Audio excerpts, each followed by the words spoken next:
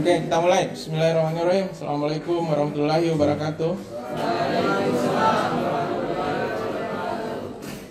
Pertama kita ucapkan segala puji kita ucapkan kehadirat Allah Subhanahu wa taala atas nikmat sehat dan kesempatan Waalaikumsalam yang kembali diberikan kepada kita sehingga hari ini hari Senin tanggal 28 November 2022 kembali kita bisa berjumpa untuk melanjutkan materi kita pada mata kuliah pengantar teknologi informasi.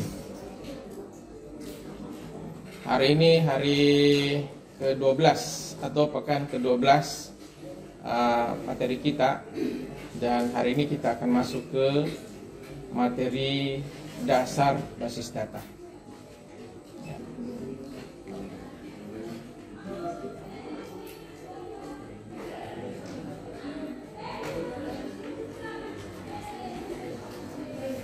Dasar basis data. Nah, itulah materi yang akan kita pelajari. Namanya dasar ya. Yang namanya dasar, ya dasar.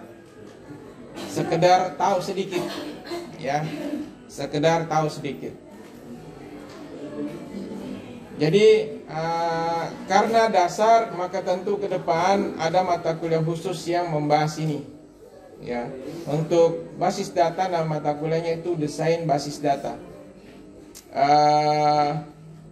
SKS ya di semester 4 atau iya bukan di semester 3.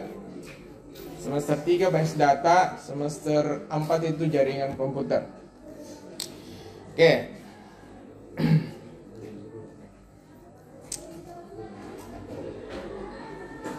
Untuk mata kuliah basis data biasanya kalau bukan saya Pak Rosihan yang bawakan. Maksudnya begini, basis data itu yang bawakan adalah saya dan atau Pak Rosihan. Ya, kebetulan tahun ini semester ini saya Pak Rosihan tidak mampu karena beban tugas sehingga semua kelas saya pegang. Oke, di pelajaran ini, di pertemuan ini kita akan membahas ya. Tujuan pembelajaran adalah nanti mahasiswa mampu mendefinisikan basis data sehingga bisa mengetahui yang mana yang bisa disebut basis data, yang mana tidak. Kemudian apa tujuan dan manfaat basis data.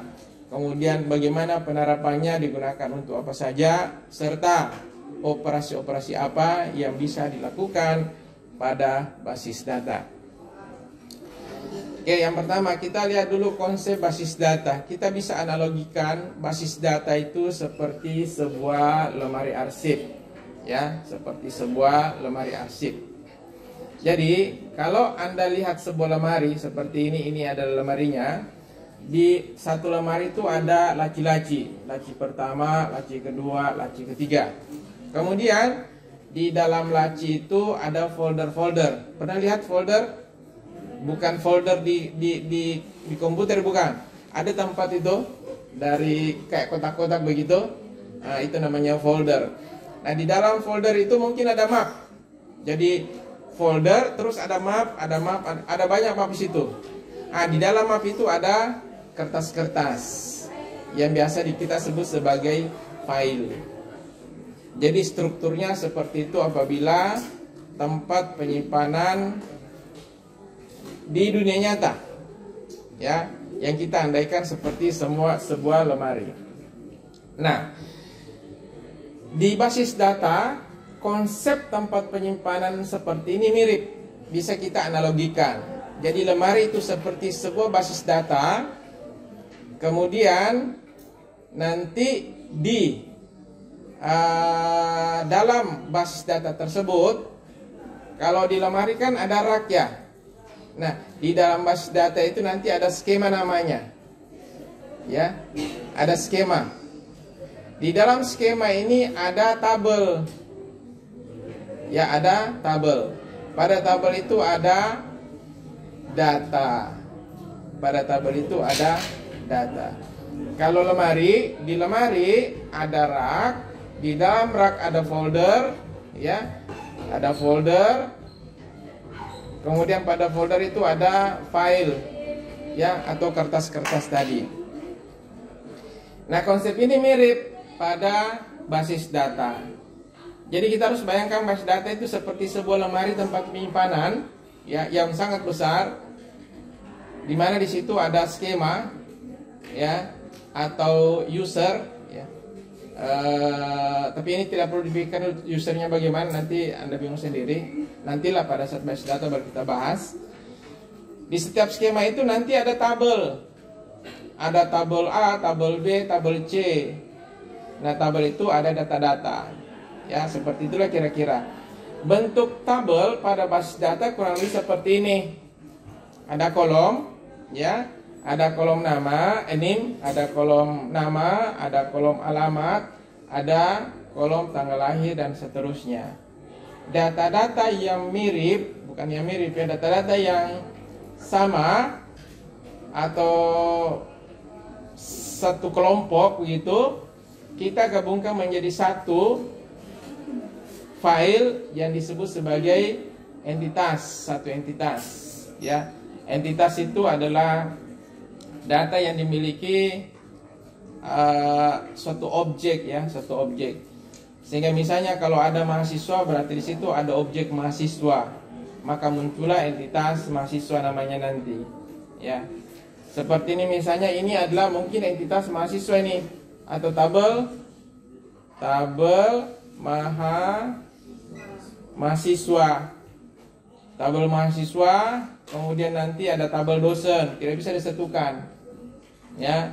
Kalau disatukan nanti ada efeknya ya, nanti ada penggandaan data namanya ya, sehingga harus dipisahkan.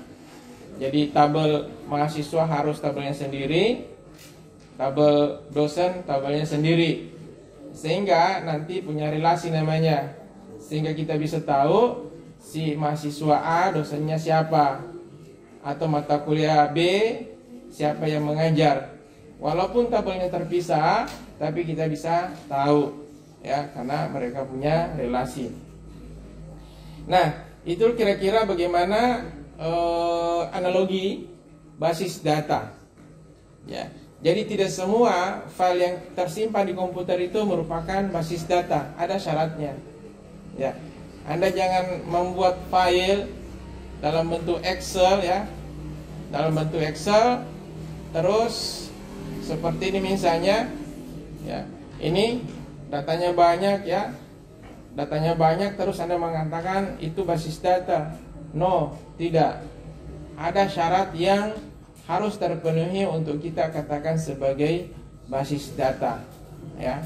Tapi kalau mungkin di luar sana file seperti ini mereka bisa katakan sebagai basis data, kita maklumi saja ya. Jadi kalau Anda sudah bekerja di suatu kantor, Anda sudah punya basis data, terus Anda dikasih file ini dan dikatakan ini basis data karyawan, bentuknya seperti ini, Anda jangan melawan, terima saja ya, terima saja bahwa itulah pengertian mereka, walaupun sebenarnya tidak. Sama seperti setiap tahun itu saya menerima data data mahasiswa lulus ya.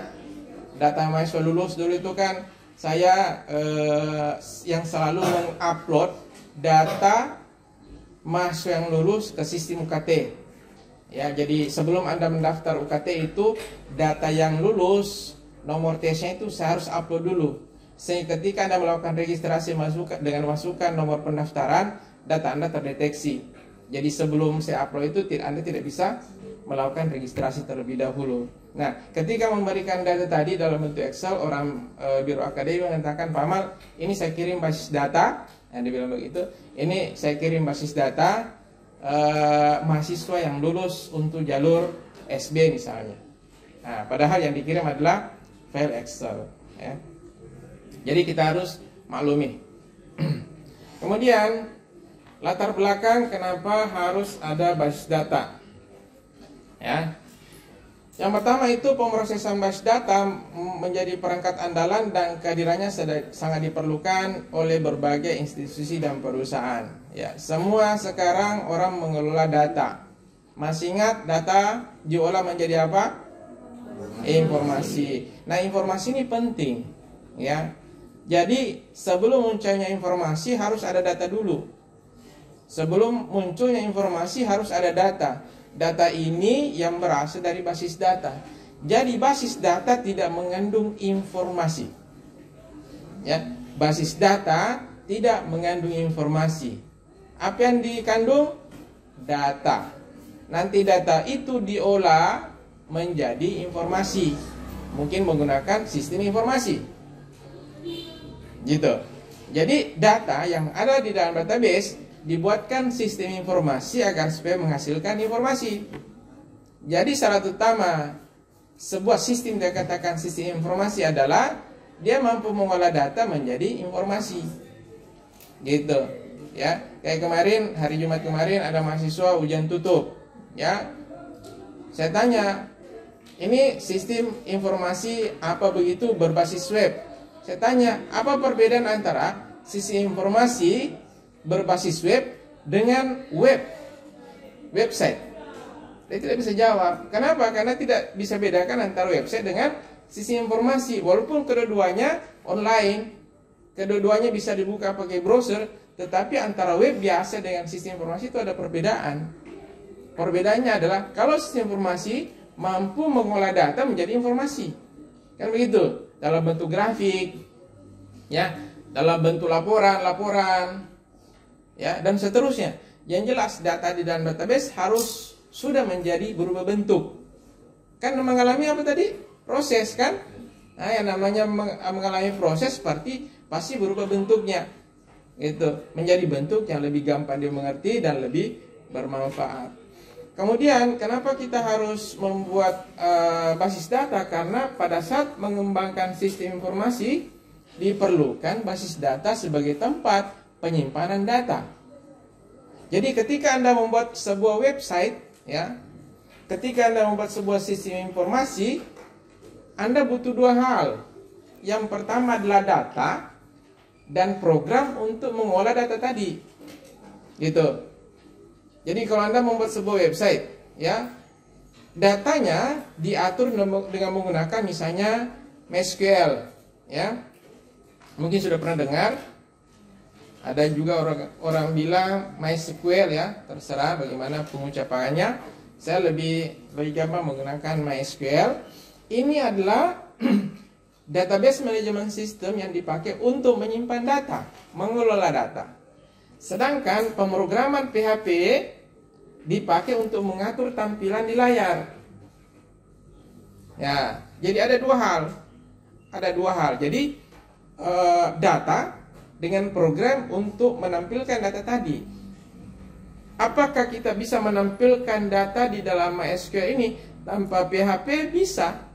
Tetapi Anda harus menguasai perintah-perintah MySQL. Gitu.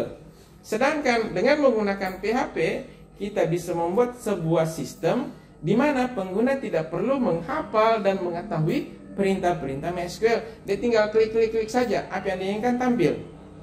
Gitu. Itulah gunanya pemrograman. Gitu. Itulah gunanya pemrograman. Nah, itu kita bisa untuk membuat sistem informasi.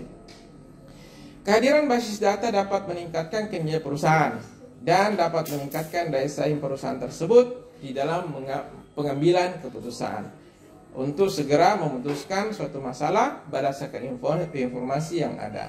Jadi kalau sudah ada data, sudah ada sistem, nah sistem tersebut bisa dipakai untuk membantu manajemen di dalam melakukan sesuatu, mengembangkan bisnis, ya, melakukan pembelian, ya, seperti kemarin tentang prediksi data mining misalnya, ya, data mining atau pola penjualan misalnya, ya.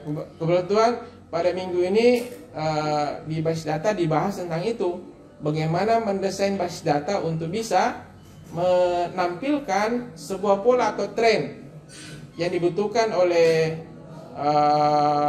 organisasi atau perusahaan sehingga bisa membantu dalam mengambil keputusan. Contoh tren misalnya saya sampaikan ke mahasiswa. Misalnya menjelang penjualan ini, ya, penjualan toko, misalnya menjelang lebaran, nanti akan muncul tren penjualan.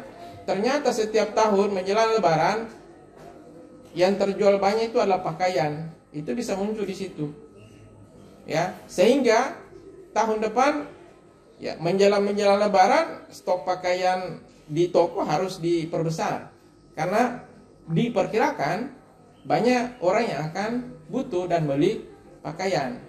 Nah, contoh seperti itu ya. Itu adalah tren ya.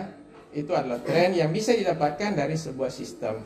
Atau misalnya di apotek misalnya bisa melihat tren penjualan obat, jenis-jenis obat berdasarkan bulan. Bulan Januari ternyata yang laku banyak ini. Ya. Itu diambil dari data-data lama 10 tahun terakhir. Ternyata 10 tahun terakhir itu setiap bulan Januari ada obat-obat tertentu yang penjualannya tinggi. Itu namanya tren dan pola.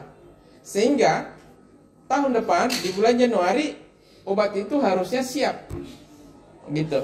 Dari mana kita dapatkan? Dari data dan sistem yang mengolah data tersebut. Menjadi informasi yang bisa dipakai di dalam pengambilan keputusan. Ya, sekarang apa pengertian basis data? Basis data adalah kumpulan data. Ini pengertian sederhananya ya. Kumpulan data bukan cuma kumpulan data. Kalau seperti ini adalah kumpulan data. Ini adalah kumpulan data. Makanya saya katakan bahwa ini bukan basis data. Karena basis data itu ada syaratnya. Syaratnya adalah ini, saling berelasi. Syaratnya adalah saling berelasi. Ada data mahasiswa, ada data dosen, ada data mata kuliah, ada data jadwal, ada data ini, data ini, data ini. Selama tidak dilakukan atau tidak ada yang saling berelasi, kita tidak buatkan relasinya, karena yang buatkan relasinya adalah kita. Maka kumpulan data tersebut tidak bisa kita katakan sebagai basis data. Ya, harus ada saling berelasi. Ya, makanya di dalam merancang basis data, salah satu metode tools yang dipakai ada namanya ERD, Entity Relationship Diagram.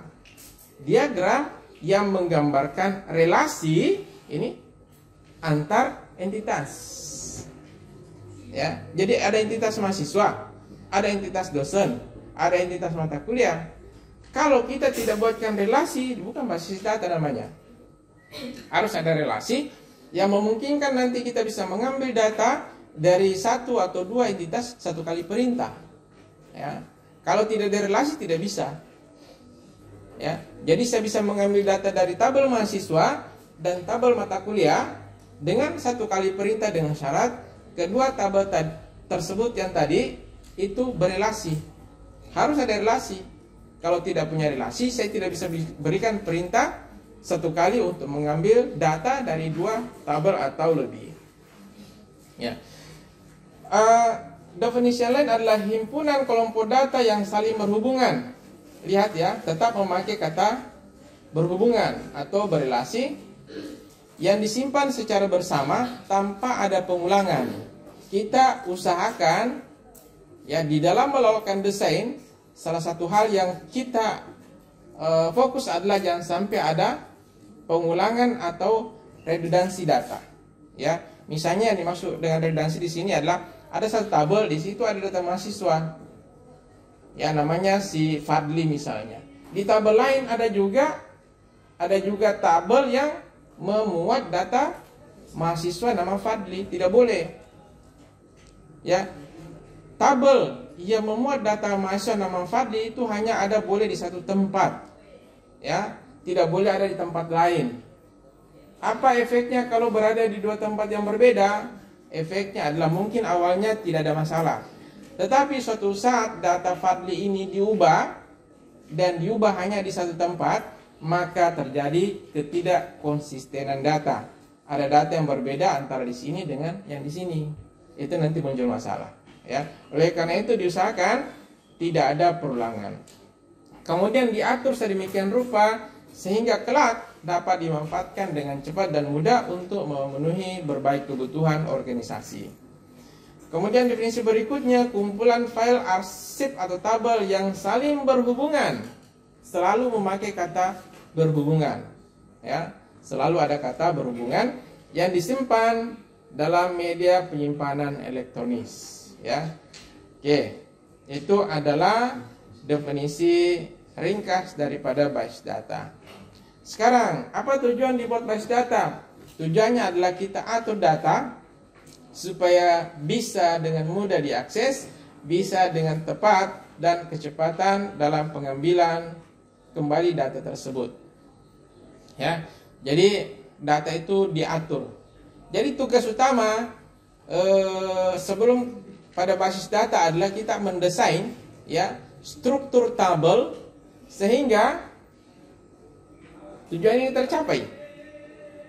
Ya, kita mendesain agar supaya struktur tabel itu agar tujuan ini tercapai, yaitu bisa diatur data tersebut dengan mudah. Ya, nanti kalau sudah diatur tersimpan dengan mudah juga kita bisa ambil. Kita bisa ambil untuk ditampilkan di layar, kita bisa ambil untuk kita cetak dan seterusnya. Kemudian yang kedua, kita usahakan dengan basis data ini tidak ada redundansi tadi, tidak ada penggandaan data tadi. Ya, kemudian selanjutnya kalau tidak ada penggandaan data maka insya Allah datanya akan konsisten. Ya, tapi kalau ada penggandaan maka awalnya konsisten, tapi suatu saat kemudian ada salah satu yang berubah maka muncullah ketidakkonsistenan data. Kemudian tujuan berikutnya adalah pengaturan dalam pemilihan data sesuai dengan fungsi dan jenisnya.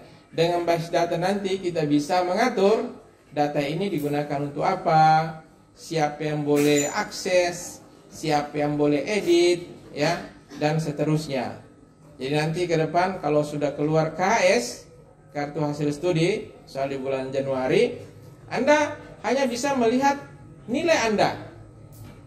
Bisa melihat, berarti hanya bisa istilahnya itu hanya bisa ini read. Ya, karena di dalam sistem itu kan ada read, ada write. Ya kan? Anda tidak punya hak untuk write. Yang punya adalah dosen yang bisa mengubah data nilai Anda. Kalau Anda hanya bisa melihat saja, hanya bisa membaca saja. Ya, ada yang bisa atau diberikan hak untuk menghapus. Ada yang bisa diberikan, ada yang diberikan hak untuk membaca dan merubah. Ya, misalnya ketua prodi. Ya, kalau dosen itu diberikan hak untuk write, memasukkan data atau menginput nilai Anda. Itu pun cuma satu kali. Ya, perlu Anda ketahui bahwa dosen itu boleh menginput nilai Anda cuma satu kali saja. Ya, jadi dosen tidak boleh salah di dalam memberikan nilai. Gitu. Jadi harus betul-betul memastikan bahwa nilainya sudah fix ini, tidak berubah lagi. Karena kadang-kadang kalau dulu itu ada dosen hari ini kasih nilai AB, ya, mahasiswanya datang menghadap, akhirnya karena lobby, ya, AB tadi berubah menjadi A, itu dulu, ya, itu dulu. Bahkan menurut sebelum pakai informasi akademik, ya, menurut salah satu pejabat yang pernah diskusi dengan kita, ada kemungkinan atau dicurigai bahwa dulu itu banyak transaksi nilai. Jadi maksudnya mungkin ini di perguruan tinggi lain, ya. Maksudnya dosen tersebut mengeluarkan nilai untuk mata kuliahnya dikasih nilai E. Kasih nilai E. Masalahnya kan mahasiswanya merasa bahwa dia punya tugas bagus, ya. Kehadirannya bagus, dia jawab ujiannya dengan jawaban yang dianggap benar, ya. Kenapa bisa dapat E? Maka datanglah mahasiswa tersebut menghadap ke dosen yang bersangkutan, ya. Maka ketika menghadap itu, di situ mulai sering terjadi kasus, ya. Terjadi kasus, misalnya kasus disuruh bayar, ya. Kalau perempuan itu dilecehkan dan sebagainya, di sini rawan ini. Nah, ini semua bisa dihindari sekarang, ya, dengan model aturan tadi. Jadi dosen itu hanya memasukkan satu kali nilai. Selanjutnya dia tidak bisa ubah. Yang bisa ubah siapa? Yang bisa ubah adalah ketua prodi. Ya, hanya ketua prodi saja yang bisa ubah. Ya.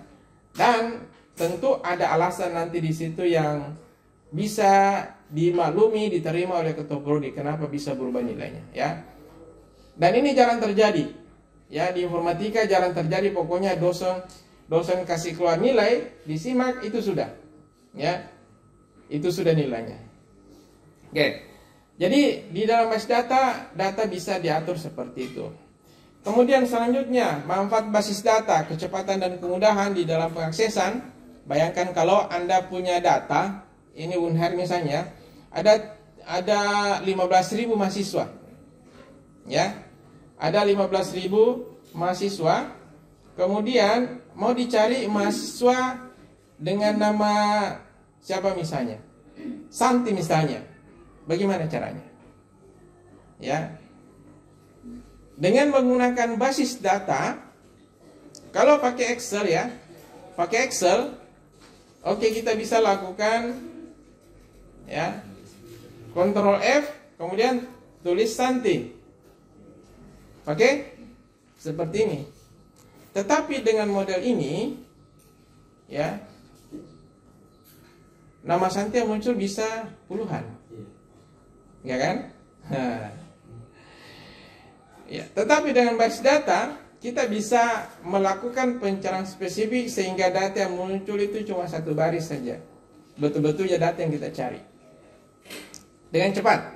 Ya, tentu dengan menggunakan perintah-perintah SQL. Perintah-perintah SQL, ya.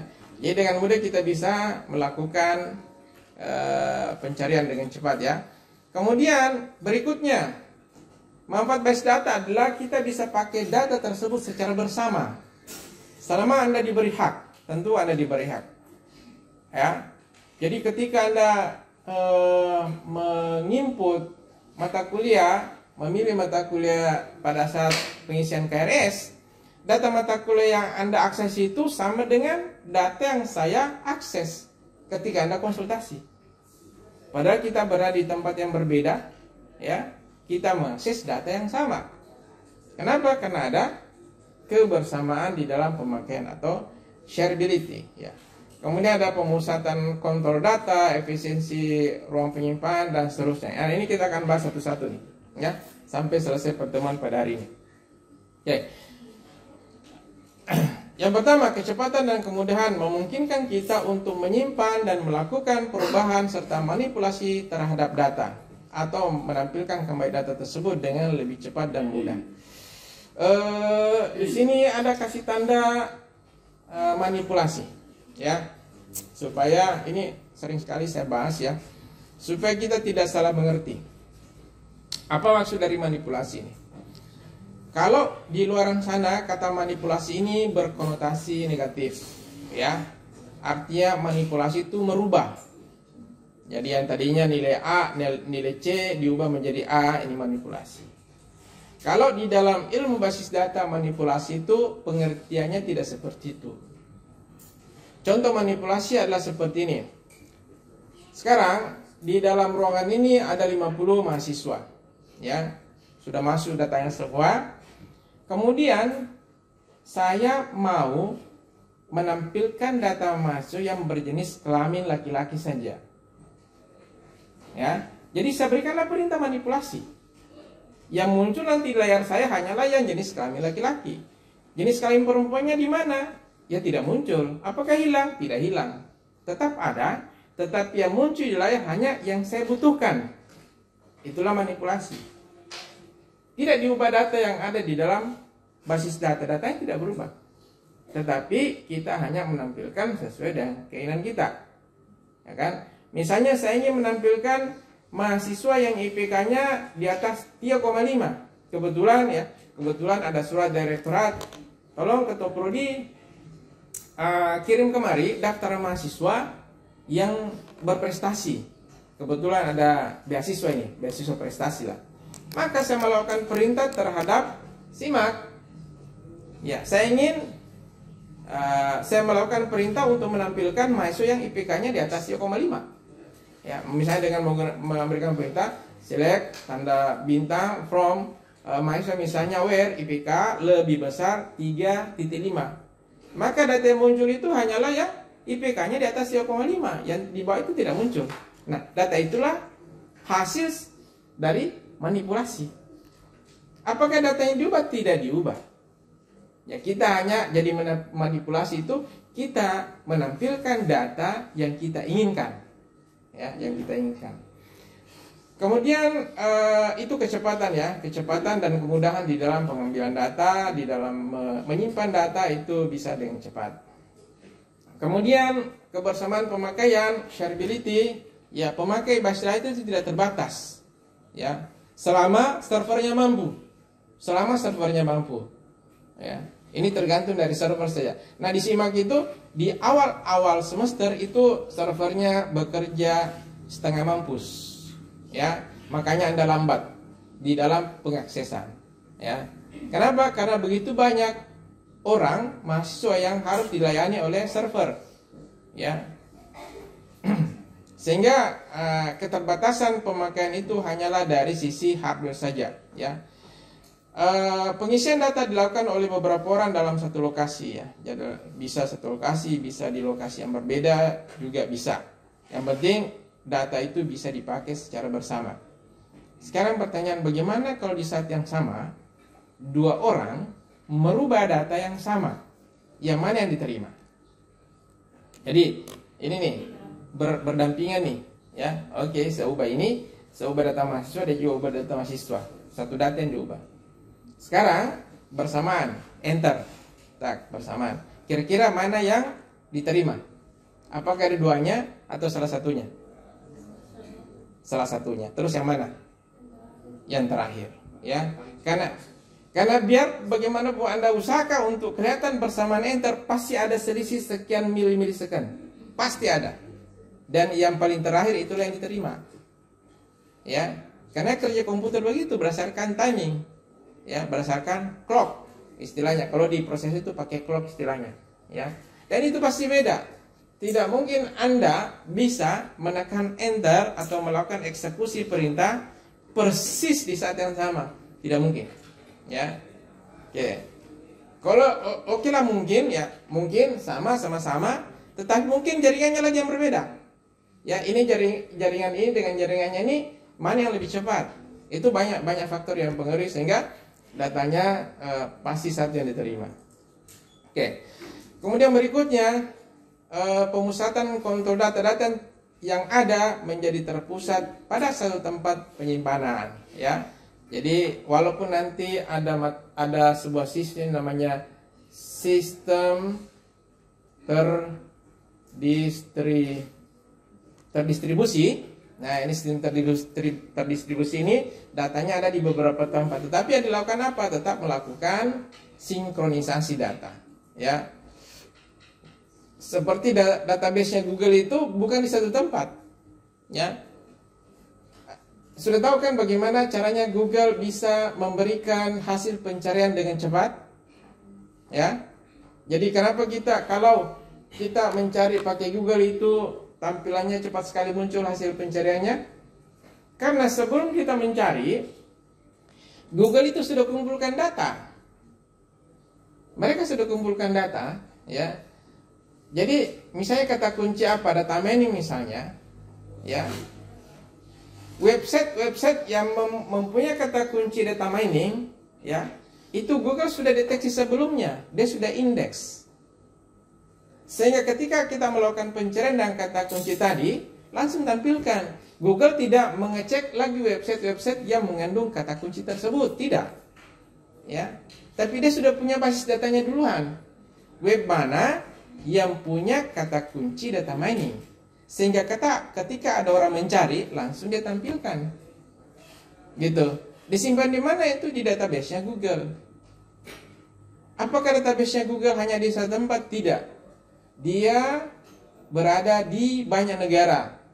Tentu pusatnya di Amerika. Tapi mereka punya database di Australia, Belanda, Singapura, ya, dan seterusnya.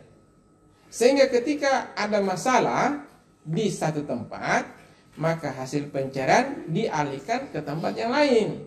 Misalnya Singapura ada masalah, ya kita dari Indonesia dialihkan mungkin ke Australia yang lebih dekat, ya, yang lebih dekat. Sehingga layanan Google itu hampir tidak pernah mati, karena selalu ada sistem yang backup, ya, backup dari server utamanya. Ya, sehingga kita bisa mengaksesnya kapan saja. Itu contoh ya, contoh. Kemudian berikutnya, efisiensi ruang tempat penyimpanan. Kita bisa efisien karena tadi masalah redundansi ini bisa diatasi, ya. Kita bisa mengatasi masalah redundansi sehingga terjadi optimalisasi penggunaan ruang penyimpanan data. Dengan adanya redundansi tadi, kita juga bisa membuat relasi antar kelompok data yang saling berhubungan dengan efisien. Nanti ketika Anda belajar basis data mengatasi masalah ini ada sebuah metode namanya normalisasi, ya. Ini metode khusus, ya, normalisasi. Ya, metode yang dipakai untuk mengecek apakah terjadi masalah pada tabel, ya, yang kita sudah dibuat. Dan kalau ada masalah, bagaimana solusinya, ya. Itu di normalisasi nanti dipelajari. Kemudian berikutnya, keakuratan, memanfaatkan pengkodean dan batasan tertentu yang membuat satu data menjadi unik dan berbeda dengan data yang lain. Ya, jadi salah satu syarat yang harus ada pada sebuah tabel itu datanya harus unik. Antara satu baris pada tabel dengan baris yang lainnya itu tidak boleh ada yang sama. Nama boleh sama, ya. Nama boleh sama, umur boleh sama, tanggal lahir pun boleh sama, bahkan alamat pun boleh sama, tetapi tetap ada satu yang unik. Contoh pada tabel mahasiswa yang pasti berbeda adalah NPM. Nama boleh sama, tapi NPM pasti beda, ya. Penduduk, nama boleh sama, orang tua boleh sama, ya. Anggaplah misalnya ada orang tua yang menamakan dua orang anaknya dengan nama yang sama. Boleh tidak? Boleh. Siapa yang larang? Kan begitu. Nah, tapi apakah data kedua anak tersebut ada yang beda? Tetap ada yang beda, yaitu nomor induk kependudukan. Pasti beda. Ya, nomor induk kependudukan inilah yang membuat data tadi menjadi unik. NPM Anda yang membuat data Anda menjadi unik. Kalau Anda lihat struk barang, Anda belanja di Hypermart, terus Anda lihat struknya itu, setiap barang punya ID barang namanya.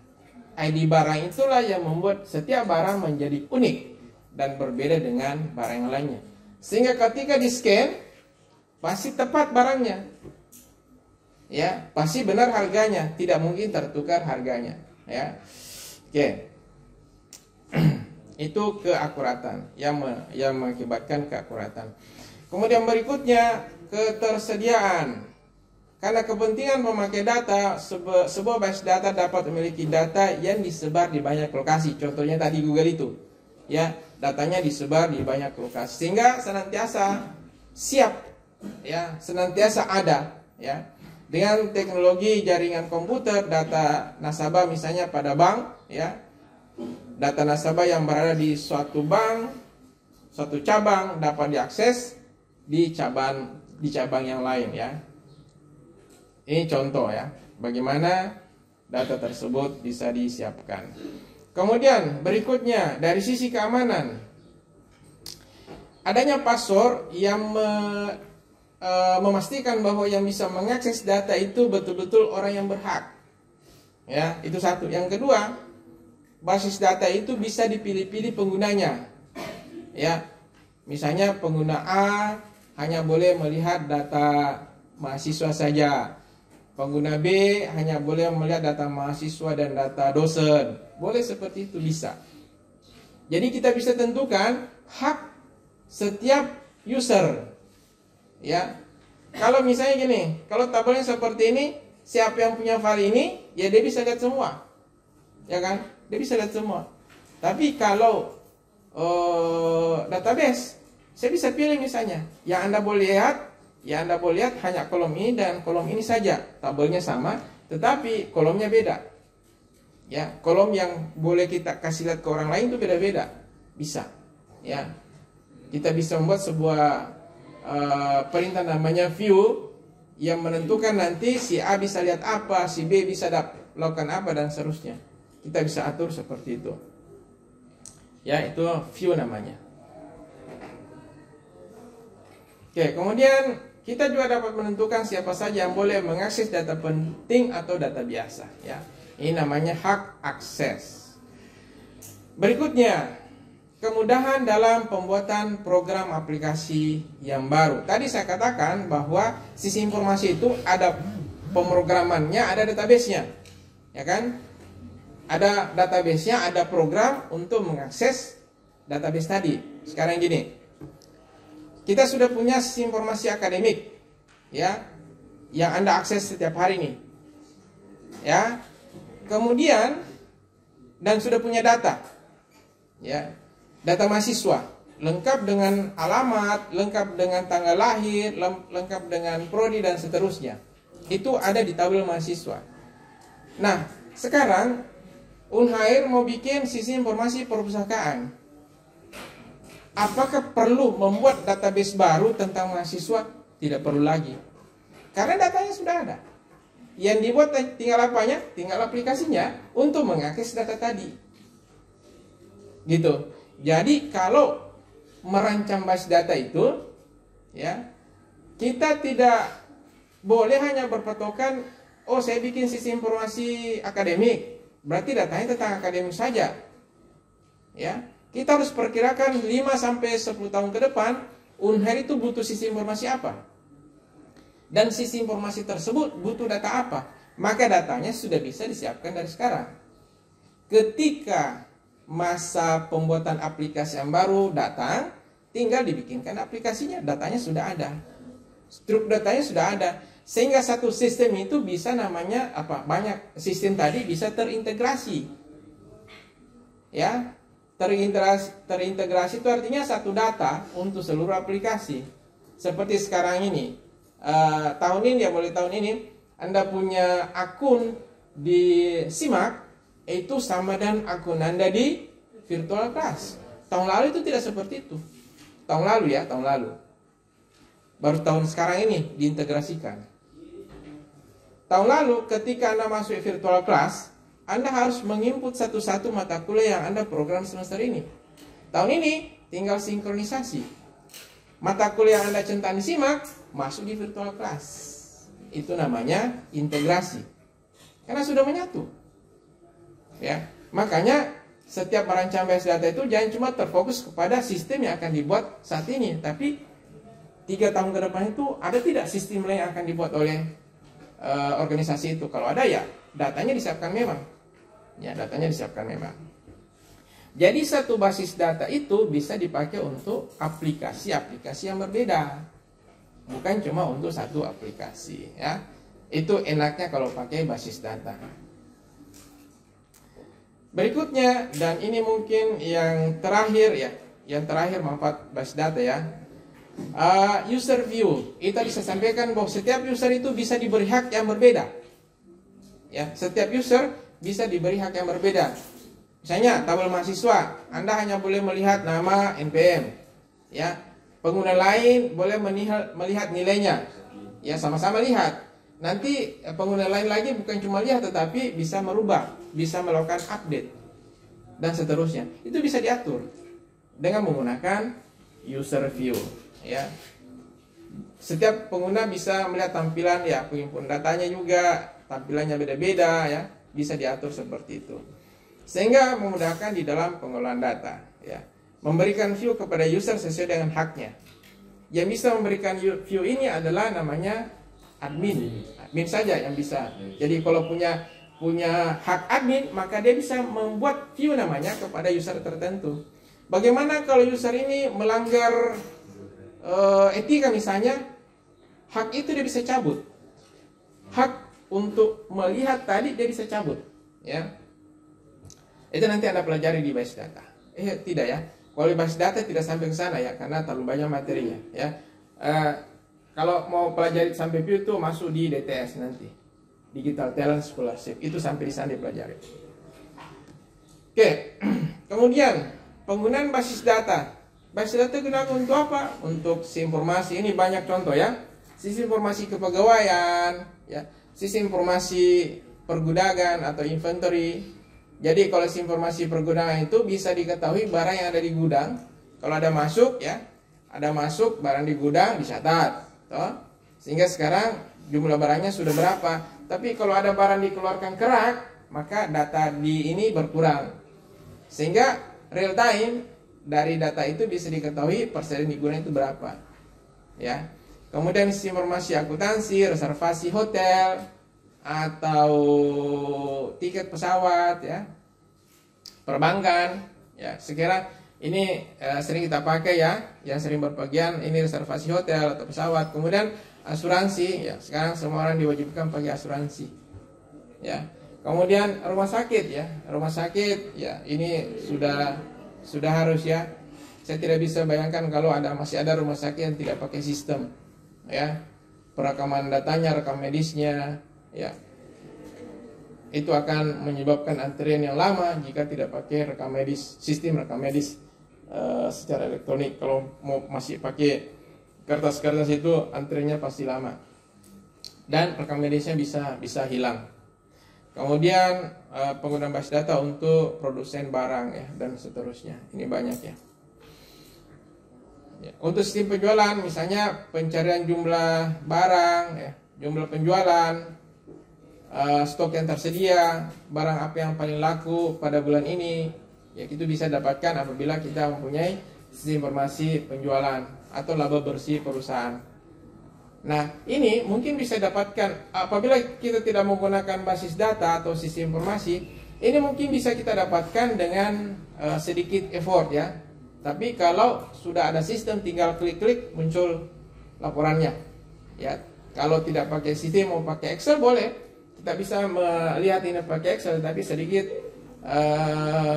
harus ada usaha yang cukup, ya, dengan mempelajari fasilitas di Excel, ya. Kemudian beberapa langkah yang harus dilakukan supaya bisa muncul data penjualan yang paling laku pada bulan tertentu. Kemudian informasi perpustakaan, ya, misalnya di dalam pencarian buku, ya. Saya tidak tahu apakah di perpustakaannya sudah ada seperti itu. Tapi konsepnya dulu mirip dengan yang ada di Gramedia. Pernah masuk Gramedia? Ada komputer situ, masih berfungsi tidak? Tidak. Sudah tidak, ya. Kalau dulu itu kalau cari buku, tinggal ketik judul bukunya, enter, muncul, ya, langsung ketahuan ini buku ini ada di rak mana, tinggal berapa eksemplar yang ada, itu kelihatan, ya. Itu di Gramedia. Kalau di perpustakaan harusnya seperti itu. Ya, Anda bisa bayangkan bagaimana caranya saya dulu kalau perpustakaan. Jadi kalau mau cari buku di perpustakaan itu ada sebuah lemari di depan pintu masuk, namanya rak indeks namanya, rak indeks. Rak itu berisi kartu kecil,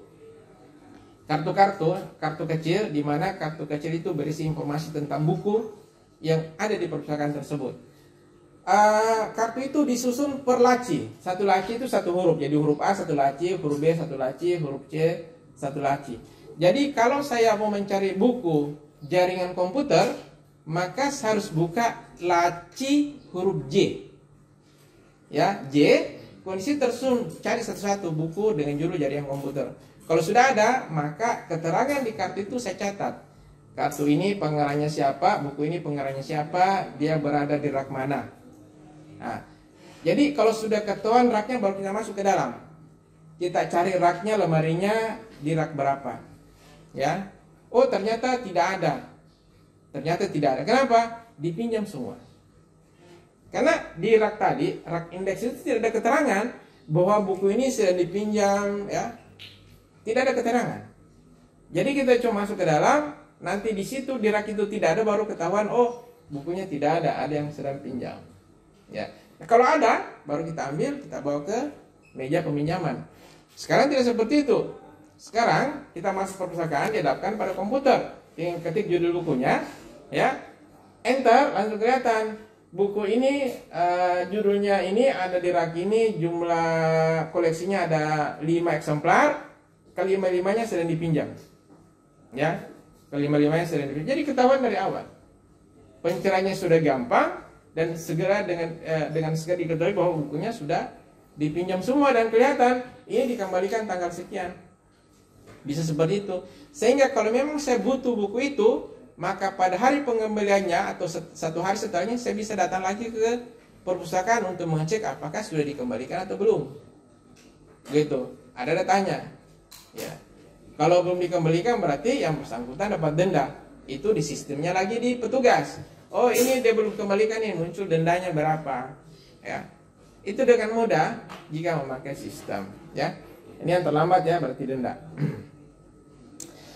Kemudian informasi retail perbankan dengan memanfaatkan teknologi jaringan, kemampuan basis data dapat dioptimalkan, misalnya transaksi antar bank pada sebuah perbankan secara online. Ya, ini kita menikmati fasilitas ini sekarang ya, sangat menikmati.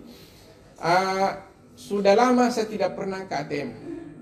Ya, sudah lama saya tidak pernah ke ATM. Dulu itu sebelum ada aplikasi-aplikasi mobile ya, setiap mau bayar listrik, mau bayar ini, mau bayar itu harus semua ke ATM. Ya, mau Anda beli barang di Tokopedia misalnya atau di Shopee, pergi ke ATM. Ya, sekarang tidak seperti itu lagi. Kita memanfaatkan mobile banking atau SMS banking atau sejenisnya. Seharusnya ketika Anda bayar UKT juga seperti itu. Ya, Anda tidak perlu lagi pergi antri di bank. Cuma saya heran ya, masih banyak mahasiswa yang pergi antri di bank. Ya, saya tidak tahu apakah memang suka antri atau bagaimana. Ya, padahal ketika sudah masuk masa pembayaran, ya, nomor rekening virtual Anda itu kan ada di SIMAK. Tinggal Anda buka itu nomor rekening virtual Anda, ambil nomor rekening itu, sudah transfer ke nomor rekening itu, bisa melalui mobile banking. Ya, aplikasi mobile atau bisa melalui ATM. ATM bisa. Dan sekarang itu tidak dibutuhkan lagi bukti pembayaran. Beda dengan dulu. Dulu itu ketika masa akhir studi Anda mau wisuda, bukti bayar UKT itu harus dikumpulkan. Ya. Cuma memang tidak masuk akal sebenarnya, kenapa harus dikumpulkan? Kan tidak mungkin orang kuliah masuk kuliah kalau tidak bayar UKT kan? Itu. Tapi kenapa harus dikumpulkan juga? Ya. Tapi sekarang sepertinya tidak begitu lagi. Karena orang, bagaimana bukti kalau pakai ATM? ATM itu kalau keluar buktinya, ya itu kan kertas kecil yang dicetak pakai pemanas, ya. Itu tuh. Yang kertas kecil itu kan dicetak pakai pemanas. Kalau itu lama-lama itu akan hilang. Akan hilang tulisannya. Ya, kalau lama kelamaan, ya. Atau kalau Anda setrika itu jadi hitam semua. Itu kertas itu, ya, akan jadi hitam semua. Karena memang pakai pemanas untuk cetaknya. Artinya tidak bisa bertahan lama. Ya. Jadi kembali ke topik bahwa kita bisa melakukan pembayaran dengan melalui fasilitas online ini, ya, fasilitas online. Ya, gunakanlah ya. Daripada Anda antri di sana, Anda di kamar, oh hari ini sudah bayar UKT, tinggal Anda buka mobile banking atau SMS banking, ya, sudah bayar. Anda tidak perlu kemana-mana. Oke, kemudian bagian terakhir pada materi ini adalah operasi dasar basis data. Apa yang kita bisa lakukan? Ya, operasi dasar basis data sebenarnya yang kita bisa lakukan adalah kita bisa melakukan insert data, kemudian update data, kita melakukan delete data, dan kita melakukan select. Nah, ini sebenarnya empat perintah dasar dari basis data. Perintah insert itu adalah perintah untuk menambahkan data pada sebuah tabel. Jadi kalau kita mau tambah data, kita pakai perintah insert data. Ya. Kemudian perintah update adalah perintah untuk merubah data yang sudah ada. Ya, merubah data yang sudah ada. Perintah delete adalah menghapus data yang sudah ada. Dan perintah select adalah untuk mengambil, bukan mengambil ya, menarik data yang sudah ada di dalam tabel dan ditampilkan di layar. Ini perintah ini nih. Ada 4 perintah dasar, ya. Ini ya, penambahan, pengubahan, update ya. kemudian pengambilan data, kemudian penghapusan data. Ya, ini adalah terkait dengan data. Yang di atas ini adalah terkait dengan tabel. Jadi create table itu membuat tabel yang tadinya ada tabel menjadi ada tabel, belum ada tabel menjadi ada tabel. Kemudian drop table itu untuk menghapus tabel yang sudah ada beserta isi-isinya. Ya. Kemudian create table, ini create table ya. Oke, membuat data. Kalau ini membuat database ya. Create table itu membuat tabel, kemudian drop table itu menghapus tabel. Ada juga delete table. Kalau delete table itu isinya dihapus, tabelnya tidak terhapus. Kalau drop, tabel beserta isi-isinya terhapus. Gitu. Ya, jadi ada perbedaan antara delete dengan drop. Kalau delete itu tabelnya tetap ada, cuma isinya yang habis. Tapi kalau drop, tabel beserta isi-isinya. Ya.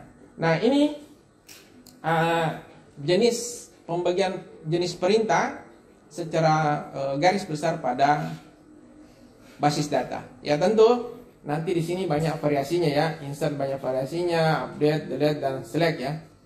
Saya punya file khusus untuk perintah ini sekitar 90-an slide khusus untuk membahas perintah-perintah ini ya. Itu pun tidak semuanya ya, terutama untuk perintah select itu masih ada yang belum masuk di situ. Oke. Nah, saya kira itu bagian akhir untuk untuk pengantar tentang ilmu basis data ya. Namanya pengantar ya, sampai di sini saja, tidak terlalu detail. Insya Allah kalau Anda bertahan ya, maka kita akan ketemu di mata kuliah sistem basis data pada semester 3, di mana di situ kita akan membahas bagaimana merancang basis data. Itu sebagian besar pertemuan itu merancang basis data ya. Sedangkan 3 pertemuan itu khusus untuk membahas perintah-perintah ini. Ini 3 pertemuan untuk bahas ini. Sedangkan pertemuan itu bagaimana mendesain basis data. Oke, saya kira itu. Jika ada pertanyaan dipersilakan.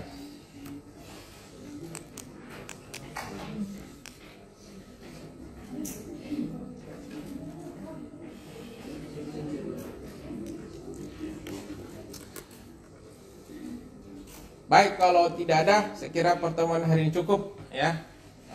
Insya Allah pekan depan hari Senin kita lanjutkan di materi ke-13 ya. Saya agak lupa apakah materi ke-13 tentang apa. Apakah tentang etika atau e-commerce atau data mining ya, saya lupa. Tapi insya Allah kita pekan depan akan kita lanjutkan pada pertemuan berikutnya. Ya, saya kira begitu. Terima kasih atas semua kehadirannya. Jika tidak ada pertanyaan ya, insya Allah pekan depan akan kita lanjutkan di materi berikutnya. Mudah-mudahan kita diberikan kesehatan sehingga bisa hadir di pertemuan tersebut. Wabillahi taufiq wa hidayah. Wassalamualaikum warahmatullahi wabarakatuh.